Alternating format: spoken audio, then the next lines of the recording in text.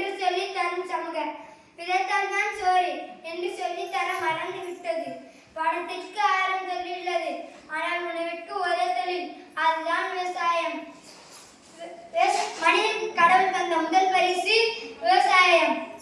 நமது நாட்டின் முதுகெலும்பு விவசாயம் தான். அதை போனி பாதுகாக்க வேண்டியது நம் கடமை.